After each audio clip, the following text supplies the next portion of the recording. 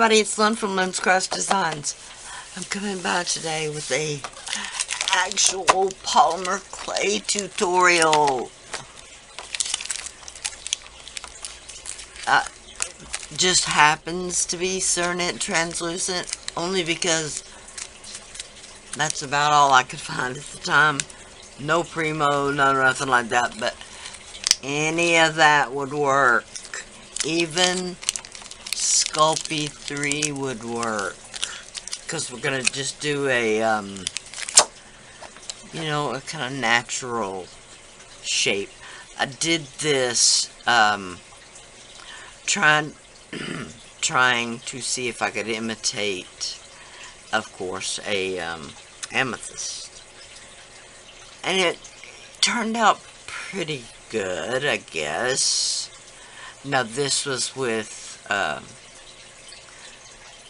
no, this actually was with Cernet.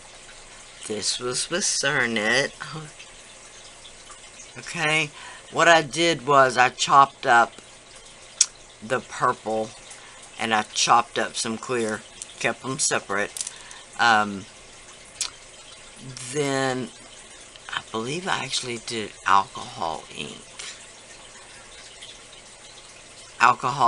and a little bit of mica powder that I dusted them with, if you could say that.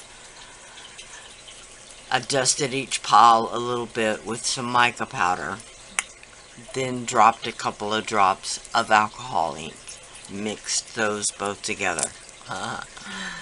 Then I formed that kind of shape. Of course, now I mashed it down on the glass surface to get that shiny, well, I buffed it, but to get that smoothness. Okay, and what I'm going to attempt to do is I'm going to attempt to make something to put on top of a wand. So I'm gonna mount that on top of a wand. I'm gonna attempt to do another one. No, not necessarily like that, but that type of shape. Okay? Back to the beginning. Translucent clay of your choice. And then I'm going to try the Gelatos. I did see Samantha's tutorial a couple of years ago. That's how long these have been hanging around. And I'm gonna try something. It's gonna be different, but I had already had that idea going when I bought these, and then her tutorial popped right up there, which happens a lot to us creative types. And so I didn't do anything with them because she had already done it, and I don't know why, but I felt like if I did a tutorial, I would have been copying her. Stupid idea in your head that pops up. But I'm going to do it today. I'm going to do a rolled inclusion using these. And I don't know. One of them is the metallics. And one of them is the iridescence. Let's see, is there... Oh, there is a color chart.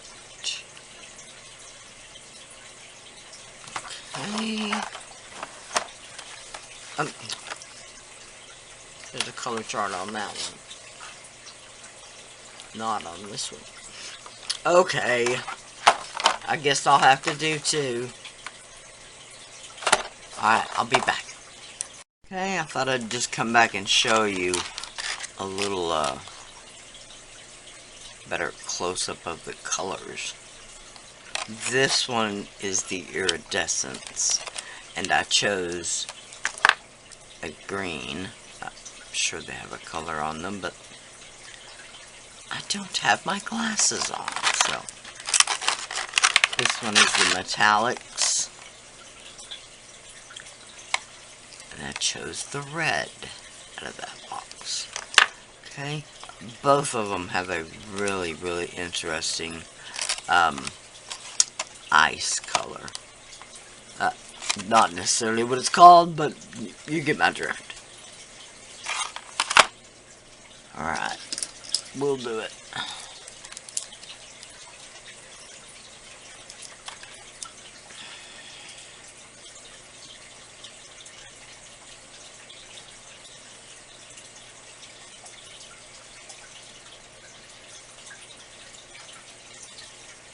I'm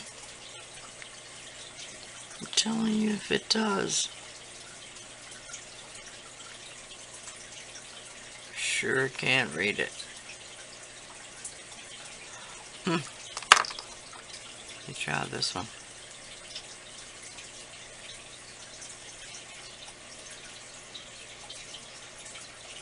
Looks like comet?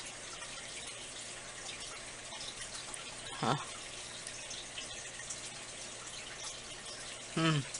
Who knows? But it's green. Okay, keep in mind if that one was comet, this one might be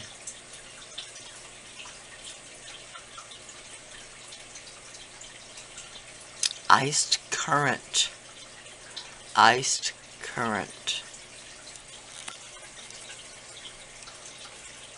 It's amazing how much more you can read once you get an idea of the naming mechanism, so to speak. Comet, iced current. Current, like a currant, a fruit. A dried fruit.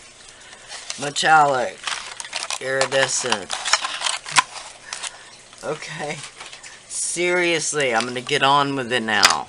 I'm gonna roll out some translucent on the floor on my pasta machine, and I'll be back. Okay, and I'm so sorry, I should have said I'm gonna roll it out on a 9, which is the thinnest setting on my pasta machine, and I'm going to cut it into 2 pieces. One for the green, one for the red. I know it's small, but I don't need that much, so first thing I'm gonna do is take the red and crank it up just a tiny bit. Now, I always go in a diagonal pattern when I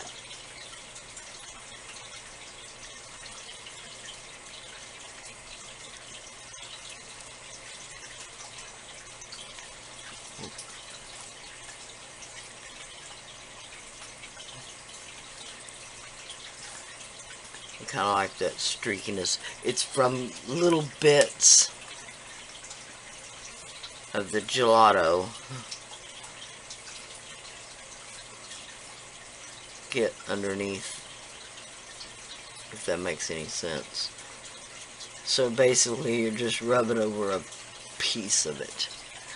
Okay. I'm gonna crank it back down, because I don't want it to touch the lid. Alright. Now, I've mixed up, I don't know why I can't quit saying it. It's like an alright or something.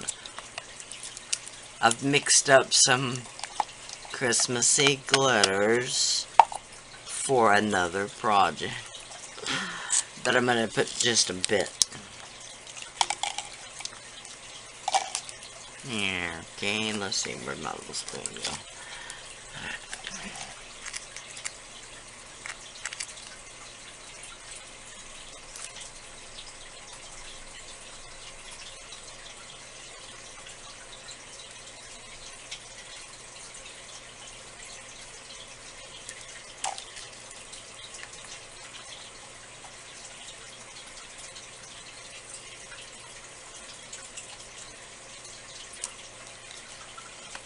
Okay. That actually looks like a bit much to me. I'm going to spread it out a bit. Wow. It's going to be sparkly. Okay. Now, I'm going to roll it up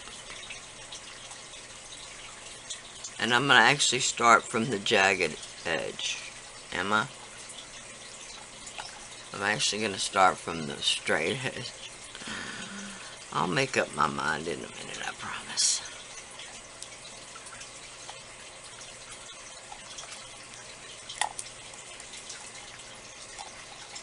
Okay, I'm just going to start small and continue on till it's done. And the good thing about this Cernet clay, it doesn't want to break up on you. Well, this batch doesn't.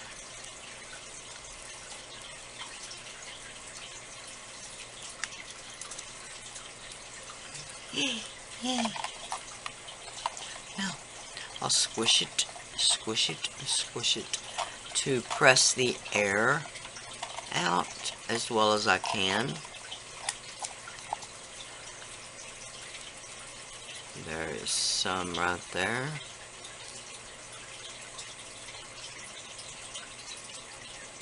Okay, and then I'm going to double it. Wow. Okay, and then I'm going to begin a twist.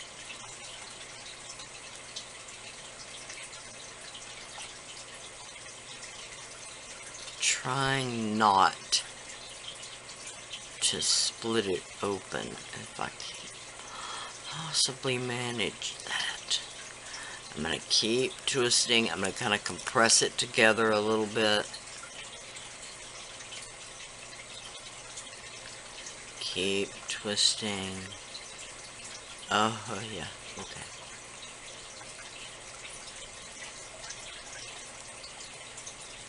Okay, now I've got a really tight, twisted pattern. I'm going to roll it. I'm not going to roll it on this silicone mat because I don't want that texture. But I'm going to roll it into a kind of a cone shape.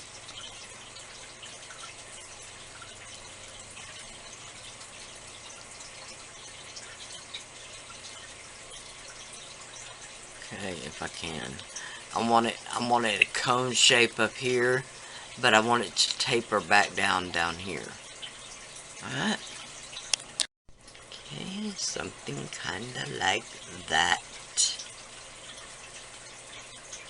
Okay, then I'm gonna, after I get the green one done, I'm gonna bake these at 275 for an hour. Okay, so let's go with the green one.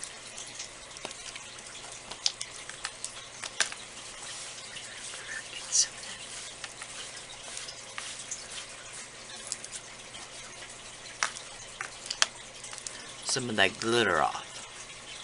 Okay, same thing. I'm going to roll the green one up a bit.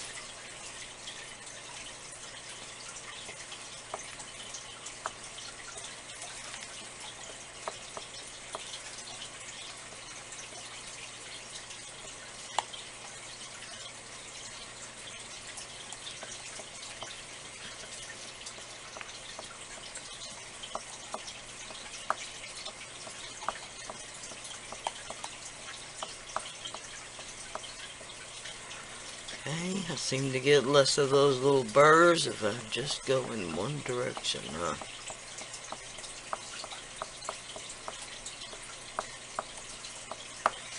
Okay.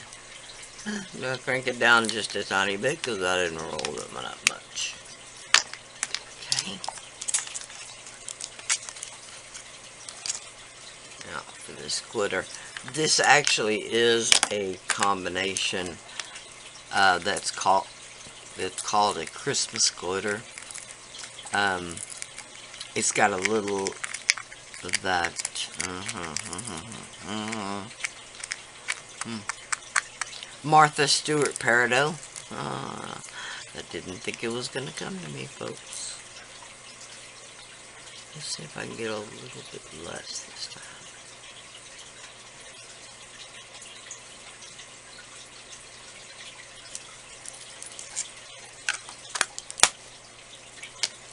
I might regret that, but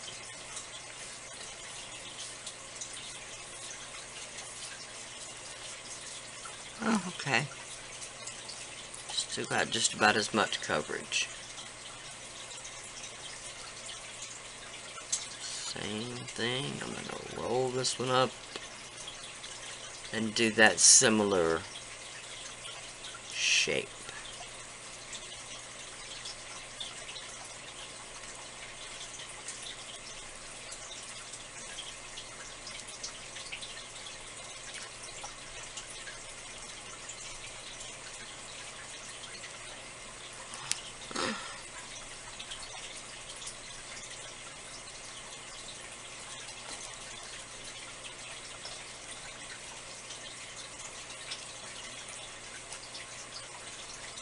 Okay, this one won't turn out the same just because there's not as much clay, but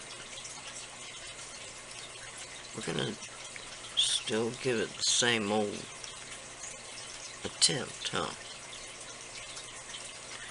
Yeah. There's some air in there.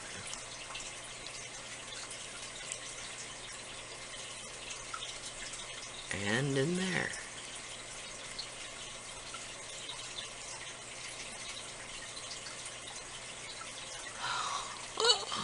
Okay, now I'm going to double it.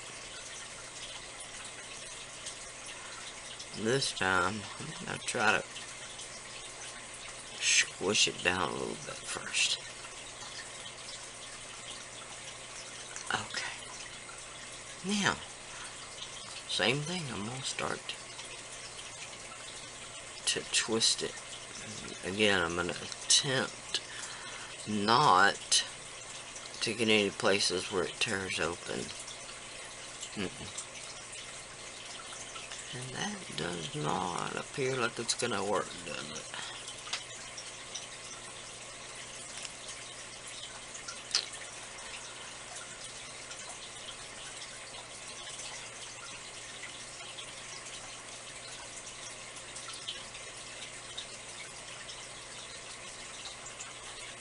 Nothing like getting red glitter on the outside and doing all those things you didn't want to do. Okay.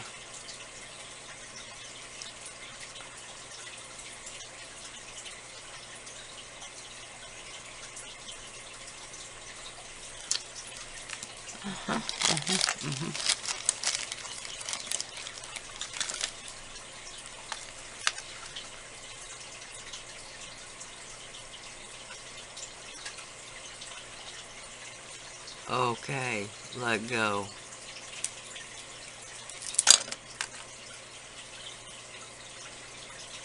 Okay, same thing. I'm going to roll this on my glass, get it to a point, and then I'll bake these 275 for an hour. There you go. I thought I'd just come back and show you real quick. Like I said, 275 for an hour. I just have my oven that has a timer on the, start dial. And I just set it for an hour and leave it on the 275. That I have 2 oven thermometers in there to check the temperature. Okay? Alright. Okay. This is after they've been coated one time with a coat of Varathane, which is a water-based sealer. I'll try to find a link to leave below, maybe, if I can possibly find it.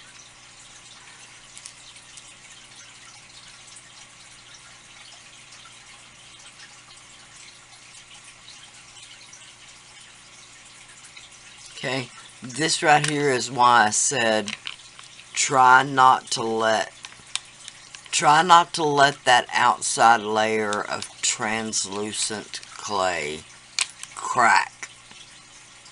There's a crack right there that I didn't put back together, and not only does it weaken the whole point, but that's why I did the Varathane and didn't sand it and buff it. because that right there would just get weaker and weaker. Besides the fact, if you sand and buff it, you can only lightly sand, because any heavy sanding will go right through that layer of translucent. This one is a better example of how it should look. It should just look nice and smooth, no cracks. That right there is just, it really bothers me. It also makes the point lean a little bit in the oven so that it's not a straight point like this one is. Okay, so just drill a little hole. I've already started a little pilot hole right there.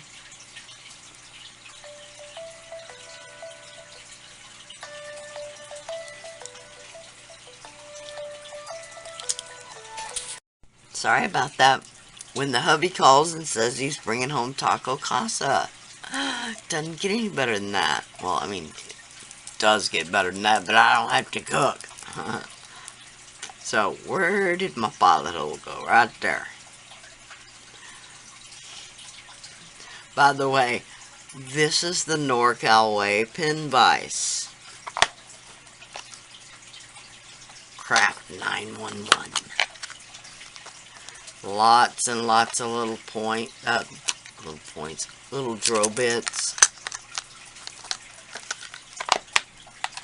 This one in particular is a really nice size for the jump rings. In this particular case, I'm going to put wire, but still. As long as you seat the drill bit all the way in the collet, that gives you the ability to press firmly and it not slip in the collet. Okay, drilled 2 holes.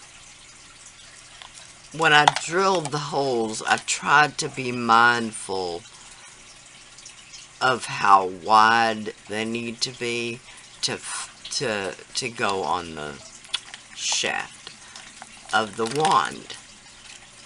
Okay, there they are. Really, really pretty. I hope the camera is getting a really good shot of that.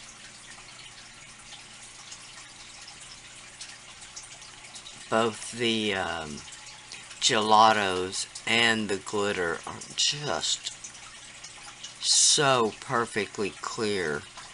Even down in the layers you can see, like this is under the top layer, but this is down under another layer.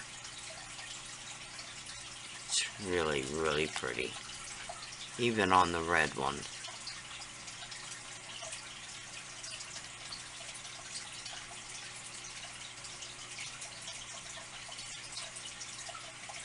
Okay, so translucent Sculpey. This was translucent Cernet because I happen to be out of Sculpey, out of Primo, and so is everybody else. So, and then Gelatos, iridescent and metallics is these 2 sets in particular. But I'm sure any set will do. I think there's a set called Brights and Neons, and there's something else. But there you go. Really pretty Christmas colors. I'll probably come back with another video doing a wand, because polymerclay points,